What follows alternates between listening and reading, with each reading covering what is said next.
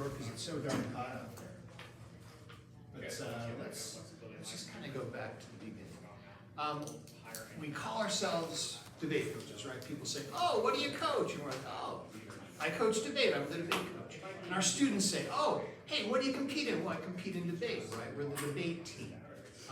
And even this association, the Utah Debate Coaches Association, sometimes forgets that there's a second half to speech and debate. It's not just debate that we're coaching. It's also speech that we're coaching. And that there's real value in both debate as well as speech. Debate is incredibly vital, but you know what? There are incredibly good, worthwhile lessons that can be taught in speech as well.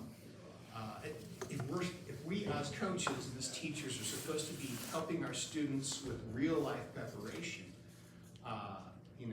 aspects of debate are not really useful in the real world. Sometimes they are, but sometimes they're not. I'm a community volunteer. I know we got another community volunteer right here. Tara, you're a community volunteer, right? So you've been in the real world. You haven't limited your life to academics. My day job is I'm an attorney, right? Next week I got a jury trial. Okay, and so I'll be using some of my cross-examination skills as I interview witnesses, right? I'll be using some of my direct examination skills from debate as I interview witnesses on the stand. But you know what? Two of the most important parts of the trial are going to be opening statements and closing arguments, where it's not going to be a debate format, where it's going to be just speaking, right? Just connecting with another human being. Those of you who are teachers, the bulk of your time giving instruction isn't debating with your students. Maybe Hopefully. some of it is. Maybe some of it is, but hopefully most of it is giving instruction, right? And if our students go into business, they're going to have to rely heavily on speech and pick any vocation, right? Law enforcement. One of my former students became a police officer, right? And he says the best tool in his gun belt is his public speaking skills from speech and debate, right? His ability to diffuse a confrontation and kind of bring people down to earth again. And so real life experience, the value of speech is just as important, just as vital as debate. And so I guess what we're here to talk about is putting the speech back into speech and debate and recognizing the value of things. I already did introductions, so we don't need to talk a whole lot about who I am. Let's move on to our presentation. Okay, back to the basics. I'm a back to the basics kind of guy. Some of you follow sports, I don't know. There's a famous football coach named Vince Lombardi. He coached the Green Bay Packers. He's famous for the story of how at the beginning of every season, he'd bring this world-class football team out onto the field, right? And he would say, gentlemen, this is a football. It's made of leather, it's 11.2 inches long, and it weighs 13.5 pounds, right? And then he'd say, hey, this is a football field. It's 360 feet long, 160 feet wide, and then the object of the game, and so forth and so on. And these world-class players that are the best in the world would get football 101 from their coach every year.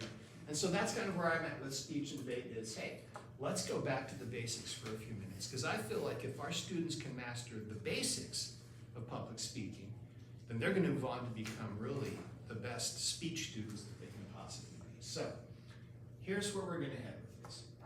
We'll talk about proper speech structure, effective delivery, and then just kind of knowing how your events work, right? So that's our roadmap for our next 45 minutes.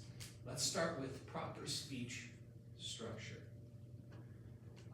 There are 3 parts to a speech.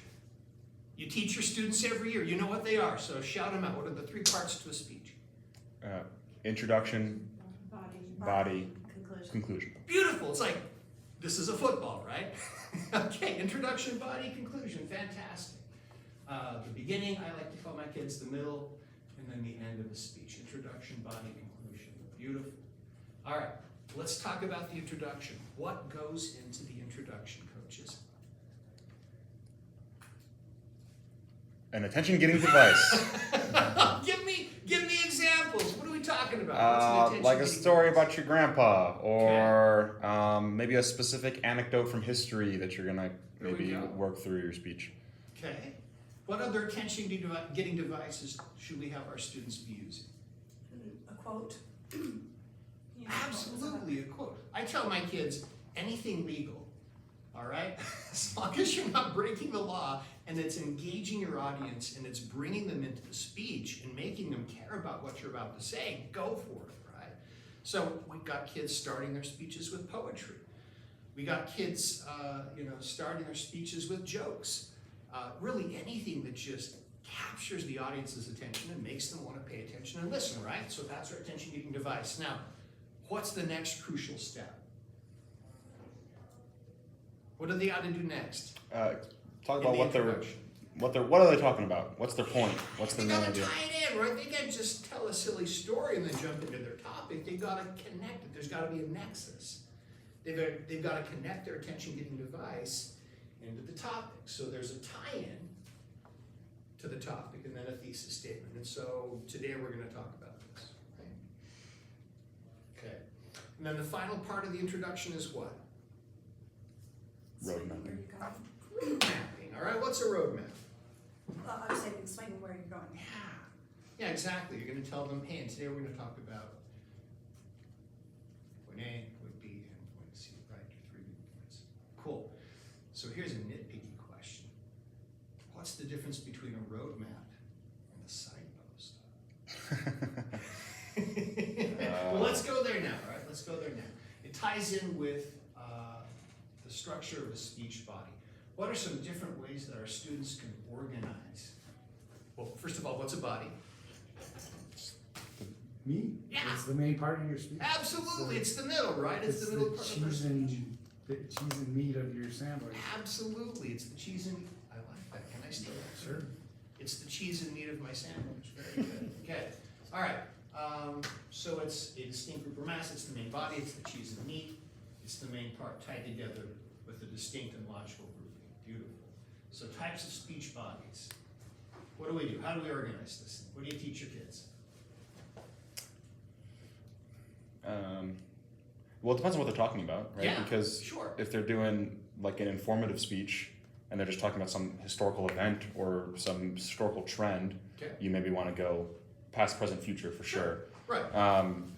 But there's also, informative speeches that aren't like that. If they're talking about a specific issue or a key political problem or something like that, then you definitely want to do the second one. Problem, cause, effect, solution. Also, that works much better in oratory as well when they're trying to persuade. Yeah. For impromptu, we like to use a what, why, how structure, right? What is this? Why is it important? And then how can we It's true. improve or how It's can we good. do better in the future, right? But honestly, the point is that they have some sort of organization to the speech. That's the point. It doesn't necessarily matter whether I guess it kind of matters, depending upon your topic. But the point is they have some sort of coherent structure that organizes their speech and presents it in some sort of a logical. It doesn't matter as much as the students think it matters. You can work any of those into any of the topics that you want as long as you're creative and it's effective. Yeah, So. honestly, the kids can invent their own darn speech structure. And they're good at it. They can create their own speech As long as structure. they're organized. The point is that it organizes the speech in a coherent fashion. One of our old coaches, Preston Clark, none of you remember him. He liked small, medium, and large, or he liked large, medium, and small. That's his thing. The point is anything goes as long as it's structured and coherent. Yeah, make up your own. I tell my novice students, look, just stick with what, why, how until you get a little more experienced, right? And then eventually, maybe the end of your novice year, when you become a varsity, you can start making up your own speech structure. But there's nothing worse than being in an impromptu round and to forget what your second point is or your third point. But if you go with just a generic what, why, how speech structure, or past, present, future, or big, small, medium, or whatever, you remember. You remember what your second point is. That's a good point. All right. So, what do they put into the speech body in addition to organization to just kind of fill up the space and make it meaningful? What do they put in there? Facts, data. Awesome. Good. And impromptu stuff they made up. Yes. Right. Research news. Yeah, just pretty much anything. Yeah, research news articles, statistics, historical facts, right? Quotes from famous people. I require my students, my impromptu students and extem students in particular, to put together a note handbook, right? They are required, starting day one of the season, you gather quotes from famous people. It can be from pop culture, movies, or music, right? But I want the quote and I want the author, okay? And I quiz them on it. On bus trips, we'll have a quote off, right? I'll bring the impromptu kids together and I'll put them in a circle, and they have to take turns delivering a quote from memory with the author. And as they go in a circle, they got 1 second between students to come up with what the quote's gonna be, or they're out, right? And so we keep going until there's like 3 left, 2 left, and then the last student standing who can, recite a quote from memory is the champion of that bus trips quote off. So quotes from famous people, stories about historical figures, stories from pop culture, stories from books, prominent social figures. I had a kid who loved Aesop fables. I had a Native American student that just loved folklore from the Navajo tribe and would always talk about the fox or the wolf or the bear, the rabbit, personal experiences as long as they're appropriate jokes. You take and you put all that stuff into your speech body in organized structure. And then let's move on to the conclusion. That's the last part of the speech, the end of it. What in the world goes in the conclusion? Yeah, right here. You're summarizing what you've said and re-emphasizing your thesis statement or your claim statement Very good. And then how do you end it? with a bomb. Something, I mean, something you want to leave with something memorable, right? I mean, you don't want to just leave them like something boring. You want to leave them with something they're going to remember, and that way, when they're back thinking about the speech, they're, oh yeah, that guy dropped the mic. What I like to tell my students to do is, look, tie in your attention-getting device at the end. Yeah. Right? The story you told at the beginning, maybe tell the first half at the beginning, and then you finish up and you tell the second half of the story at the end, right? Or if you tell a joke, maybe refer back to the joke, right? Or maybe give the punchline again in a different way. The point is, you kind of finish where you started. You neatly gift wrap that little speech in a way that's appealing to your audience, right? And so you summarize the speech. Now, don't give me the whole darn speech all over again. I don't want to hear the whole speech a second time, right? Don't do that. Classic impromptu there. Just give me the 3 main points you talked about. Today we talked about A, B, and C, and from it we learned this. And then you give me the HED, bam, we just did our conclusion. All right, beautiful. Nonverbal communication. Do our kids know what this is? Do we have to explain to them what nonverbal communication is? Sometimes, yeah.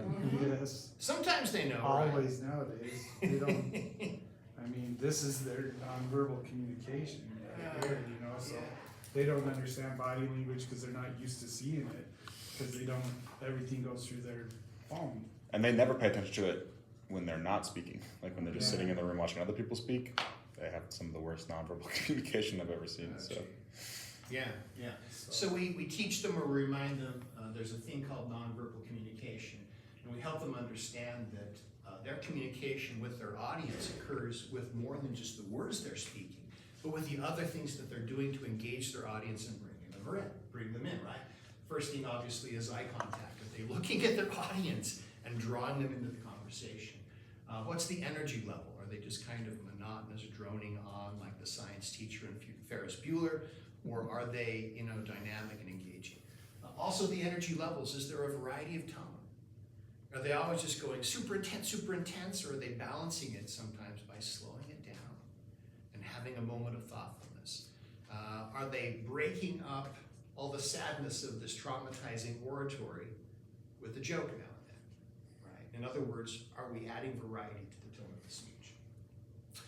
And then also, are their hand gestures repetitive? Are they consistent? Are they varied?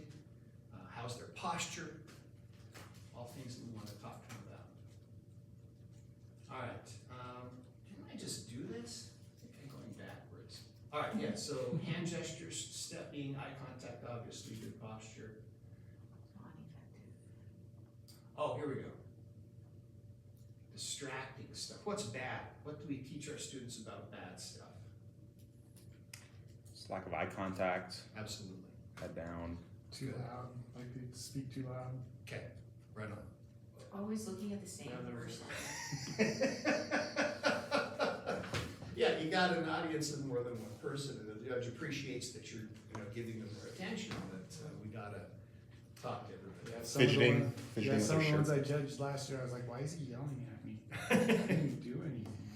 Oh, my heavens, and it's a difficult balance because some of my students are as quiet as mice, especially in novices, right? And I think that's useful as well, though, if you're quiet for a reason, or if you're loud for a reason, but if you're doing the whole speech yelling or doing the whole speech quiet, it's not effective. Right. Oh, yeah, that happens, I have an example of that, but it's like real life example. I was, listening to a priest just recently give their, I don't know what it's called, because I was just visiting, and he had a mic, but I think he thought he was being very like expressive, but he was just being very loud, and listening to something that's really loud is really hard to do. Yeah. You just wanna go like this. Yeah, it could become too much, It was a especially lot. sometimes in, LD routes are famous for it. Oh, yeah. Students that are just a little overbearing. Yeah. On the one hand, you wanna teach them to fill the room with their presence and to be commanding and to grab everybody's attention, but sometimes they can go over the top. Alright, so loudly, not too loud, but loudly and clearly use proper language, proper enunciation, good diction, add variety to the tone, happy, sad, energetic, calm, fast, slow. We talked about that, loud, soft. Use some variety. What are some bad things about your voice? My kids. Speed. Look, I judge a bunch, or I coach a bunch of rural farm kids, okay?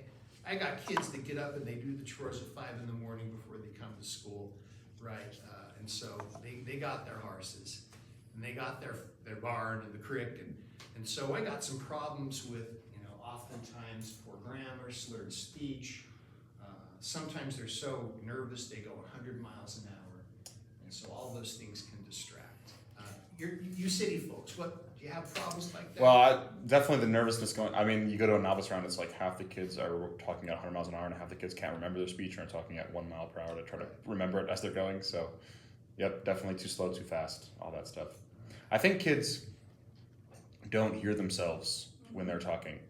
Like, oftentimes I'll record somebody giving a speech, and then when they listen to it, they're like, oh, that's not what I thought it sounded like when I was speaking. So, yeah, stuff like that for sure.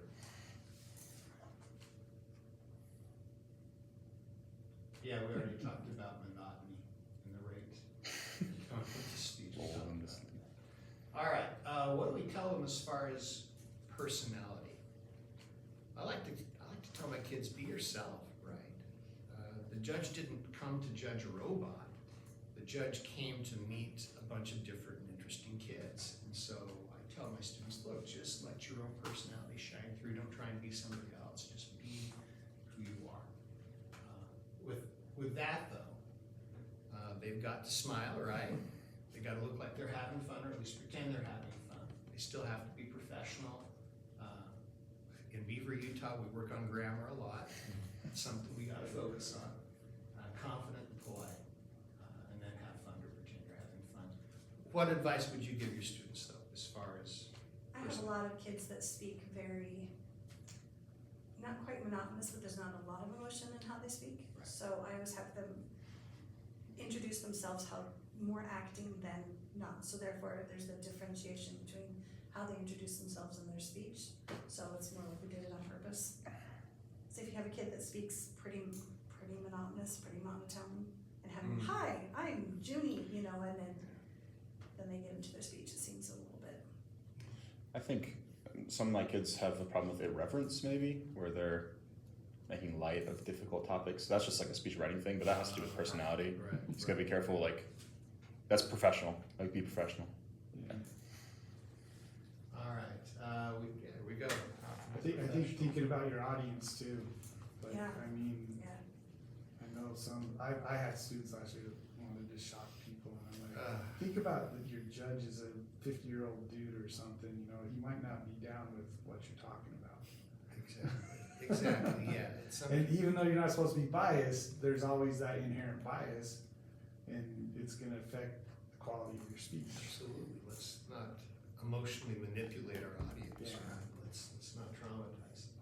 I tell my novices in particular, look, never say this is my first time competing, because you just gave the judge an excuse to get you last in the round, right? The judge was looking for a reason to rank the students in a certain way, and he's thinking, oh, that kid's the new kid, all right, I just found my 6th place.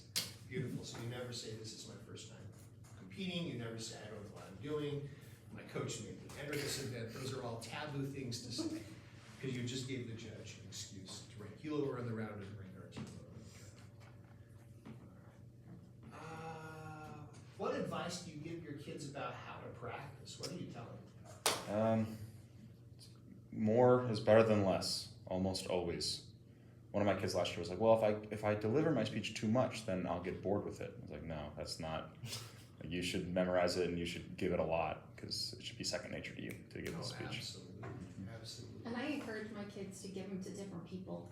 Yes, Yep, that's good. Some Yes. of their teachers, Yes. or, Very good. you know, I have them reach out to the theater teacher to help with Absolutely. say, do you have 15 minutes that I can meet with you? And they are terrified and they hate me and they don't want to do it. And then the teachers are so willing to help, and they come back and they're like, that was the best experience of my life, because they're looking for the feedback and it's helping them, and they're getting that one-on-one practice, and it's someone who hasn't heard it before. Yep. And Absolutely, yeah, the I whole mean, different people is wonderful. And other people see things that you just cannot Yeah, see. exactly. absolutely.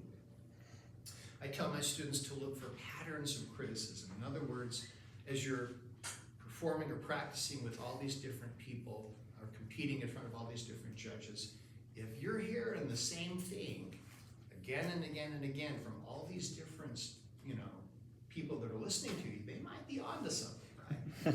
Now, if it's a crazy thing that you only heard one time from one judge, maybe you put a little less merit in that. But if it's something every person you perform this piece for is telling you, you better pay attention to it. But yeah, those are all good things to focus on. And then, yeah, to your point of repetition, my kids are like, oh, I'm so sick of this, I'm just done with it, I don't want to practice anymore. And I'm like, oh, great, that means you're now at a level of familiarity, which is, you've reached one level of achievement, but now you got to dive in and take it to another level by becoming even more familiar. So when they get to that point, I'd say, all right, practice harder. Okay. Because that's when we reach the level of perfection. All right, let's talk now, finally, we got 15 minutes left. Let's talk about each of the different speech events in turn very briefly. Let's talk about impromptu, oratory, extemp, and then if there's time, intern. So let's start with impromptu. Oh, let's start with oratory. Let's start with oratory. All right, you guys have been coaching this for a while. What are some tips on helping your students select their oratory? How do we help them find a winning oratory? Something that they're passionate about, is they're going to be doing all the research, all the work, and if they have some interest, it's going to be way better for them if they're interested in it. Absolutely. If you have a relationship with a student, something that students talk about stuff they're interested in, and you should be like, hey, you can make an oratory topic about that. Like, if they're talking about something that they like, it's a good. You know, my kids are always asking me, what should I give my oratory about? And my response is, it's got to be something you care about, Mhm. right? Because you're the one researching, you're the one putting the work together, you're the one working on it all season long. I can tell you something that's important to me, but you're going to hate it. My only advice I give my kids is just there's a few areas in junior high that you don't want to go. So, because we're almost always judged by parents. So talking about any kind of religion, even if you're really passionate about it, if they really want to, and I tell them go for it, you know, but there might be people that could ding you for that. Same with LGBTQ+. It's a very hot topic, but there are some parents, especially because we're a very conservative school, that would be very mortified if their child was discussing it. So they do got to be careful with some Yeah. topics, I agree with that. But they can talk. I'm with you, especially because by the time that they're in debate, we know them pretty well. Kids who are in debate are normally the opinionated ones anyway, Yes. so they normally have something they care So about. I'll ask my students the question, what makes you angry? Right now, what are you ticked about? Right? Or what are you worried about? Right? What's causing you to stay up at night? What's giving you anxiety? What are you afraid of, right? You know, those types of questions, things they're passionate about, things that matter to them as they learn. I asked them to stay away from kind of generic overused topics, which I consider to be like self-improvement or making the world a better place. Not that those are bad things, right? But I just kind of hear it all the time. And so if we're going to talk about self-improvement, let's do it in a new way, from a new angle, from a new perspective that we haven't heard before. There's also some super overused topics like that are not generic. Like I heard so many topics about AI or tech or stuff like that. Yeah. There's like 10 speeches last year. It's like try to stay away from like really obvious topics, maybe something, or at least a different angle on it, which is good, very good. If it's going to be an overused topic, let's present it in a new way. Yeah. I also hate self-promoting topics that are designed to manipulate the audience and the judge's emotions, right? Those just, they feel very self-serving. What, can you give an example of one? Well, sure. You know, I hate to be unkind to folks that have suffered trauma in their lives, but, you know, sharing the worst experience of your life in front of a group of strangers, right? Talking about the abuse I suffered as a kid. It's a horrible thing. Maybe we should change it and just talk about abuse in general, right? But things that are intended to manipulate the audience rather than persuade or inform them. I'm a prosecuting attorney and I'm a victim rights advocate, so I think those things are important. Just don't like people to tell sob stories in oratory grounds. I feel like it's not. They're trying to reduce that little spiel they give before every single tournament is trying to reduce that. Well, then the judge feels bad not voting for him. Yeah. Like, oh, this is horrific. They did better, even though maybe the performance wasn't as good. It's manipulative, it creates a sense of obligation, and they're not really winning because they're the best speaker. They're winning because they emotion manipulate the judge, in my opinion. Okay, I like to tell my kids, look, have your speech memorized if it's an oratory or an informative, have it memorized before the first tournament. Right? Don't be one of the kids that shows up with a piece of paper. Memorizing it at the first tournament is not acceptable. Yeah. So be one of the kids that's polished and ready to go at the start. And then I ask them to just keep working on it during the season.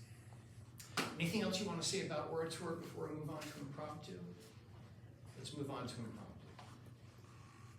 All right, what the heck is impromptu? 7 minutes, random topics, There you go.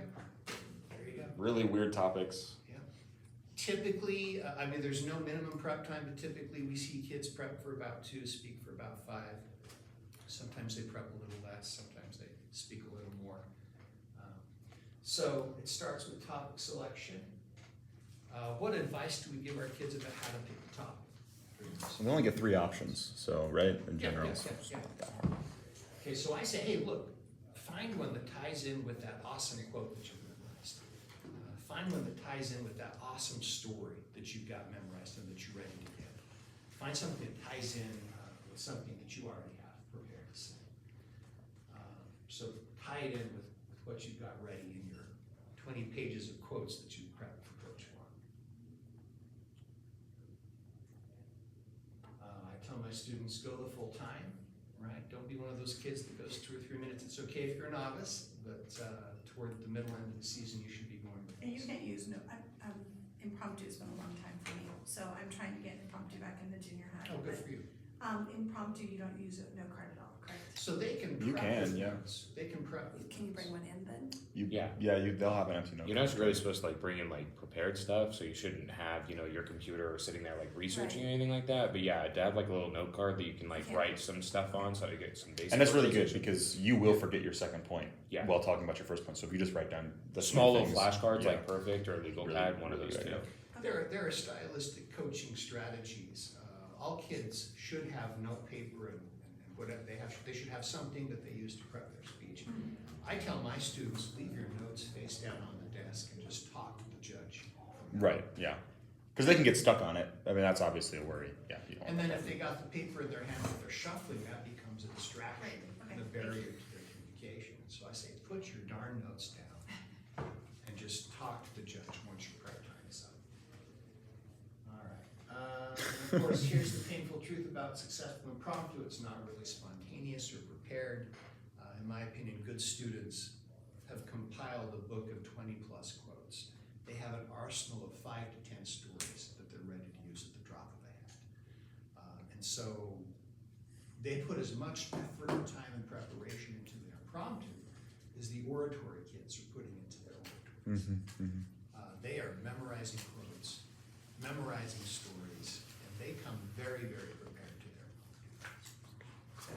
Sometimes impromptu gets the reputation to be, just a throwaway event that we just put kids in that are prepared and don't know what they're doing. Well, they're gonna get eaten alive if we don't send them in with some level of preparation. I also tell my kids, look, don't give the same speech. And, right, it's impromptu, so spice it up, right? Trade out your quotes, trade out your stories. Imagine that you give a speech at North Severe, and then you get the same judge 3 weeks later at Manti. They're gonna remember you, and they're gonna remember you just gave that speech. There's always that kid who shoehorns the same speech into every single topic. I had someone do a speech, an informative speech, and then when I judged her in impromptu, she used the same She stuff. gave that her was in informative informative. speech. Somehow she tied it in. And But she I had was like- forgotten that you were her judge. I don't know, but Oh, my yeah, it was goodness, funny. yeah. I was like, wow, that's. I gave her credit for being able to tie it in, but I was like, Yeah, but to give the entire speech during it wasn't that like it was. She kind of adapted it, but it was the same.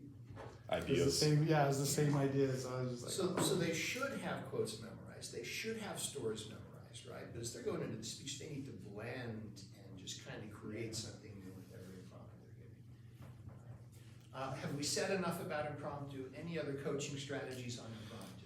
Anything else we need to One thing they can do to Yes. prepare is tons of practice rounds. They're super easy to run during class. They're 7 minutes. They're super simple and really good. I mean, for a lot of them, I'm not even there. I'm working with other kids, and the varsity kids are helping the novice kids, and it's really good to run those a lot, and it's super easy. Phenomenal point. And the point you're making is that the impromptu kids are practicing every bit as much. Yes, absolutely, and they as should. the oratory They should be. and formative kids Yeah. practice. All right. Let's move on to extemporaneous speaking. Do we all know what that is?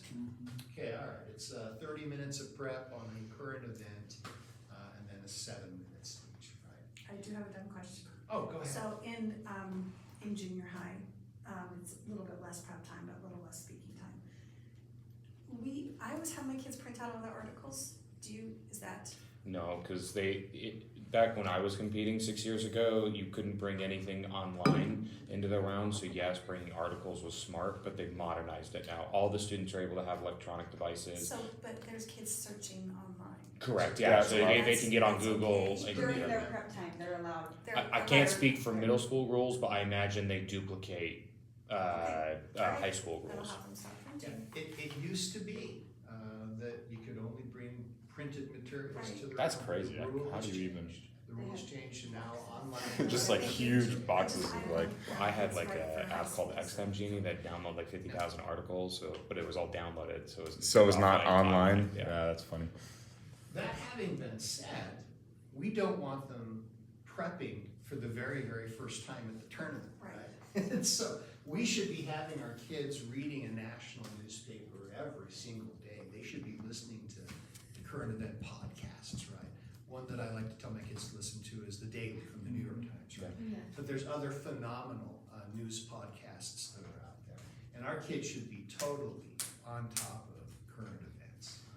They can only do that by reading a newspaper. Maybe you're gonna go over this, but Yeah. what about for international extent? Is Oh. there? Yeah, same Same thing? I think the same principle BBC. applies. I Yeah. feel like the New York Times, The Daily is a good mix of both Okay, national great. and Great. international. It kind of blends the two. And I'm sure there are other podcasts that are out there Yeah. that focus on international events. Yeah. I'd also make a small note of like reading a variety of sources. Like we all have our confirmation bias. We all love to read our who right kind of echoes our own political sentiments. But I think it's pretty important, especially for extempers, to be like listening and reading like source or content from other biases. So if you're always on New York Times, maybe a little bit of Fox News every now and then would be healthy for you, just to get an idea of what other individuals may be experiencing, and vice versa. You are so right. You are absolutely right. Can I repeat what you just said to drive the point home? Yeah, they have got to be researching from a variety of sources, right? So let's just go over a few of them that might be helpful, right? NewYorkTimes.com, WashingtonPost.com. My team's got a subscription, and I share it with all the kids. USA Today, they got to watch the TV national news. So CNN, BBC World News is fantastic. MSNBC, Fox World is great, right? The point is, Time Magazine, Christian Science Monitor, all these sources are great. And so researching from a variety of sources gives them a variety of perspectives. I've got some really, imagine this, Beaver, Utah, ultra-conservative kids on my team. No. And it's like pulling teeth, right? To get those guys to read a New York Times article or CNN. Oh, they're so liberal. Well, dude, your judges are going to have a different perspective than you. And you got to learn to talk to different Why does Pete? audiences. Why does Pete Buttigieg go on Fox News? I mean, To reach a different yeah, audience. he's like, because I want to reach those people that are Absolutely. watching Fox News. I don't agree with them, but You got to they reach. need to different know audiences. my side of the story too. And if I don't go on there, they're not going to get that side. And isn't that kind of part of what we're doing in speech and debate is helping our students learn different perspectives? Importantly, they will also be forced to take an opinion on the current event. They'll be like, should the government do this or something like that? And so if they have a variety of sources, it's easier to not only form an opinion, but speak to the other side. And here's the arguments against it, which is a really, really good thing to do in extemp as well. Thank you for that point. Primo, good advice. All right. Let's, and then of course, studying American government, I like to take time in my classes to review the Constitution, to make sure they have a solid understanding That's true. of what's in the Constitution. Good. We'll review a little bit of American history as well, even though they get part of it in other classes. Sometimes they come up with the most cockeyed stuff, the most absurd stuff, and so we got to fix that. Sometimes they display a very big lack of understanding of Oh, yeah. how the government works fundamentally. taxes You are- gotta spend, sometimes a whole quarter just going through the Constitution, reading it, and understanding what it actually says. And well, there you go. There you go. Let's move on. But for the sake of balance, right? For the sake of balance, because I got some liberal kids on my team too. It's an interesting mix of kids. I do. It'd be for Utah. We got a few liberal kids. So balancing out the perspective. Okay. Any tips for your team? Extemp library is kind of important, right? I mean, with the use of internet, maybe not quite as important as it used to be, but still having the kids share sources. I still like my extemp kids to memorize quotes. Maybe not the silly, goofy stories that the impromptu kids are, but on the other hand, I've judged semifinals at nationals, and they're telling funny stories, right? They're telling politician jokes. They're dropping jokes left and right. These kids are funny and witty. And so telling jokes in extemp, in my opinion, is completely appropriate. I Yeah. have a quick question. What is the main difference between the impromptu and extemporaneous? Because they almost sound like They're very similar, aren't they? I'd say the big difference is the time frames. In impromptu, they've got 7 minutes to prepare and deliver the speech. So they got 2 minutes to prepare on the spot. Whereas in extemp, they got 30 minutes to prepare the speech. And it's typically on a current event. Oh, so they have to choose from a current event that's given to them? Exactly right. So they'll go into the extemp prep room and the judge will hand them typically 3 pieces of paper, and they'll choose one of those topics, one of those pieces of paper to talk about, right? It could be, anyway, just pick any example from current Like, events. who will win the Nigerian election? There we go. And then they're just suddenly doing all the research on Nigerian politics. There we go. On the NSDA website, there is a place you can get some good questions, except questions every month. Also, supposedly you're not supposed to have like the questions in advance either, so typically they'll be given like topic pools sometimes. So they'll be told like round 1's gonna be on the presidential election, so then they should go into expecting to answer a question related to US presidential politics versus they'll get a question on gun control and maybe they'll have a conversation on mass shootings or something to that effect. If you're signed up for the the UDCA group email, I think we're all on it. Most of us should be on it. Tanya, with the silver hair, does a pretty good job of sending out the NFHS extemp topics at the beginning of every month. So she'll like literally email them to everybody. Okay, here are the September topics, here are the October topics, she'll send them. Take extra time, we're gonna be setting up for at least another 10 minutes, we'll come get you a Cafe Rio is ready. Okay. Nice. It's okay. Cafe Rio? Dude, Really? big win. Dang. Last year we had like Okay, sandwiches. Smell something yummy from the other room, you know what it is. And I would say for extemp, like impromptu or any other event, they gotta be practicing this. Because there's a level of polish that comes through repetition and through practice. And it's also short enough that you could do a practice in one class period. Like if you have 45-minute class periods, you can have them prep for 30 minutes right at the beginning of class and then give the 7-minute speech at the end and yeah. During practice, I give them hard questions on purpose, ones that don't have the answer and tell them they have to speak anyway. Yeah. Oh, they hate it. Yeah. They're like, I'm not ready yet. Too bad. There. Give me your speech in 7 minutes. I'm leaving in 10 minutes, you have exactly 5 minutes to deliver, go. One thing more, if I can add to Let's that. go back to extemp. Yeah, so like a lot of tournaments, specifically like state will have international and national extemp. I think like a lot of coaches and students especially get obsessed with, well, I don't know anything about international politics or anything international, so I'm just gonna stick to national, or even vice versa. They think they know a lot of international but not enough about national. I really try to push those kids to be open to the idea of being in the other event, mostly because especially for international, like nobody really knows a lot about international politics, so it's almost a little bit easier to get away with like having surface level information versus if I'm an American citizen, I probably know a lot about America, so you can't really get away with surface level information, you actually have to dive into the details type of thing. So international extemp is almost like an easier event for most students than national extemp. And in my opinion, more fun.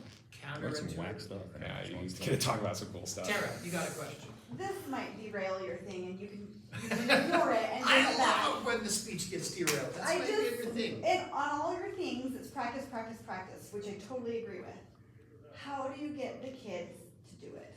Because at least for my team, everybody wants to do impromptu and spar because It's easy. there's no, I don't have to prepare for anything, I can just show up. I was like, no, you can't, but there's such an apathy at my school that I can't get them to research the quotes. I can't get them to find the stories. Like, how do you? I had the same question, but I was gonna leave it to the end. We're gonna share because- experiences here, Because yeah. I wonder, because this is how it worked, I got put, so I'm assistant coach, I got put in charge of speech last year. And I was trying to get them to do extemp, and it was like pulling teeth. They did not wanna do it. And then by the end of the year, they didn't even want to do impromptu. All they wanted to do was Lincoln Douglas in public forum, and that was it, the whole debate team. And so I'm wondering, how do you get kids excited to do speech, and how do you get them excited to do harder stuff like extemp? You know, I don't know what works, how to get them to do this, to get them motivated to do it. Well, let me, go ahead and finish your question. No, that was my question. All right, let me give my two-part answer to that, and then I'm gonna open it up and let's just share experiences here. So let's start with getting kids excited about an event.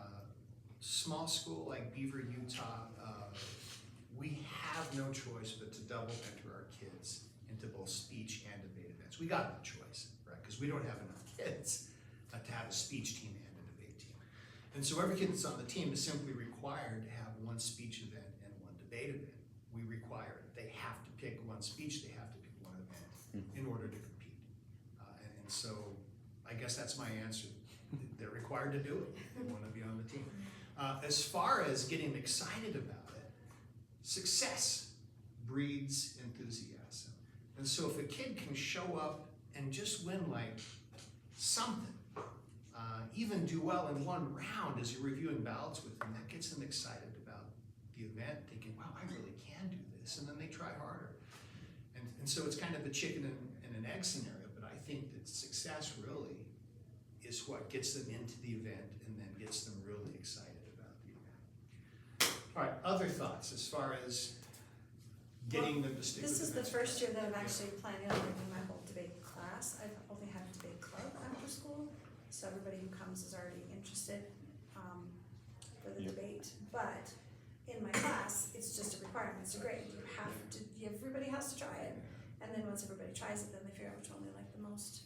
Tara, you, and then I'll answer Tara's second question. Yeah, go ahead. Yeah, I mean, just in terms of like being able to build a successful like speech division onto a debate division, or even vice versa, I think what Vaughn talks about in terms of success is big. Before I came into Park City, it was primarily just a debate team. Like we went to tournaments and nobody was winning PF other than us, and nobody was winning policy other than us. We were just a powerhouse in that. But then that became like, you have these students where that's not their jive and they wanted to compete in speech or whatever, but we couldn't really like bridge that gap, and we always lagged.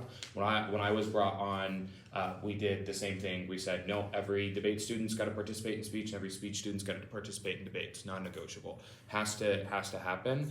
Don't necessarily need to always go to every single tournament and be doing that. Sometimes you can come this weekend, participate only on Friday to do the event you're passionate about, but you need to participate in both. Second, I think, is the connotations brought onto it. I think that like every team has a tendency to build up one event as like the event to participate in, and then like they all separate into their little cliques, and they don't like to cross borders. And so you almost as a coach have to like plant students in specific areas. So if you have like this really successful student in this one event, and you want to build up this other event, like, great news, you're now also going to do this event as well. And then you hope that popularity kind of like contributes over. And we went from, like I said, not being competitive in speech. I think we were like 5th in state, primarily on debate, and we won state last year, and speech almost outperformed our debate event. So just kind of, those are the two techniques we've used. Here's another terrible answer, and it's horrible. You're going to hate it. You might punch me. Jeez. How bad is this answer going to be? But look, I know we don't have any time, right? But practicing is such a crucial part of it. We've actually, at our school, arranged practice nights.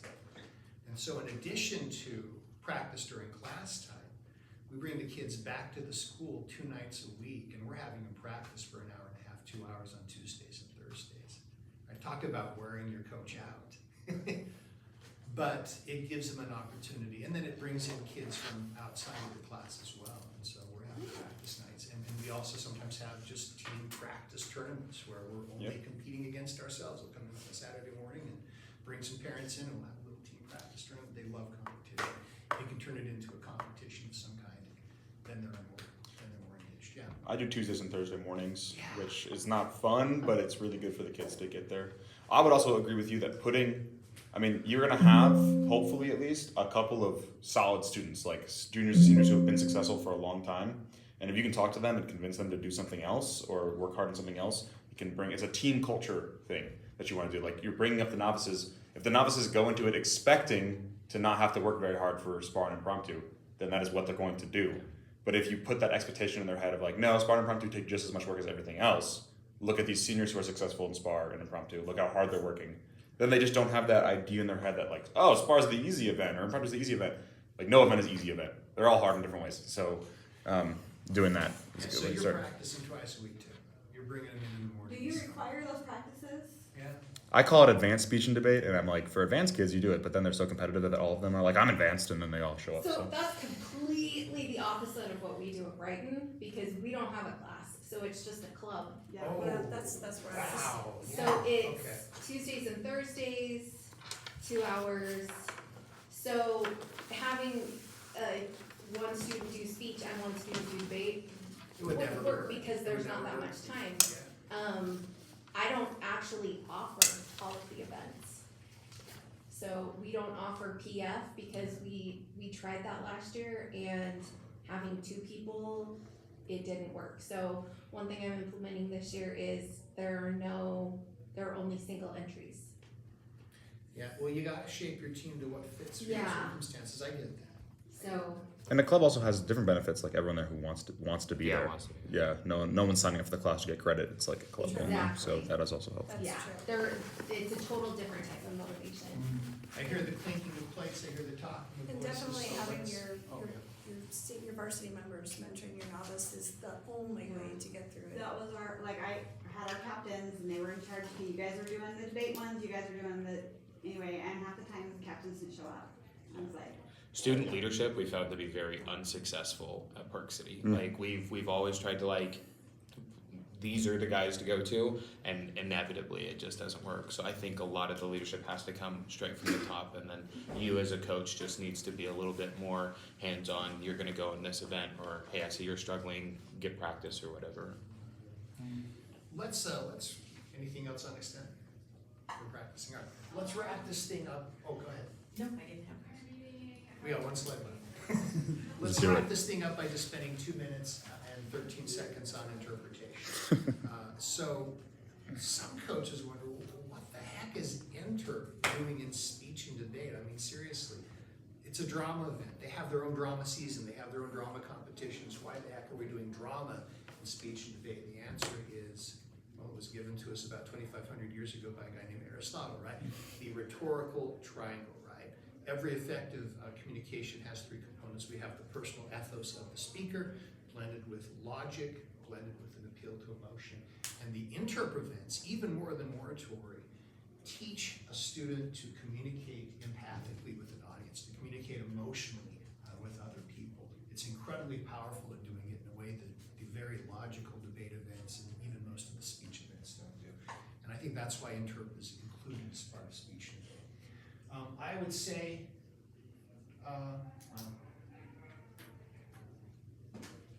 again, the kids have got to find a topic that's entertaining and engaging to them. They've got to make sure that they figure out a persona or a storytelling person, a person who's telling the story. We've got to make sure we understand who the storyteller is, who the implied audience is, and who the setting is. And if we can figure that out, those three things out, the storyteller, the audience, and the setting, then we can help them block it, choreograph it, and create a beautiful little 10-minute play. Right. Also, your introduction is important too. Oh yes, it's so crucial. Tell us about that. That's like where they introduce the speech or introduce like what the play is or movie or whatever they're getting the thing from, and why it's important or like why it matters, maybe is what you do. And that can be kind of difficult sometimes, especially in humorous interp, to try to like figure out like what's the relevance of this to anything. But if you can do it well, you can really kick up your speech from good to great, for sure. And that introduction, that is what sets us apart from drama. Yes. Because in drama, they just give the play. In interp, they're taking a pause in the action. They're taking a break in the theater, and they're taking about a minute or so, maybe a little less. And it's right in the middle, like not right in the middle of the speech, but it's after they start it. Like it's not at the very, very They're beginning. given an analysis, and they're telling the audience what the speech is about, what the selection's about, and what it means, and why it's important, right? And that's what makes it a speech event, is the combination of the theater with that interpretation, with that introduction. Okay, anything on interp? It's fun. Okay, let's grab some lunch. Thank you all.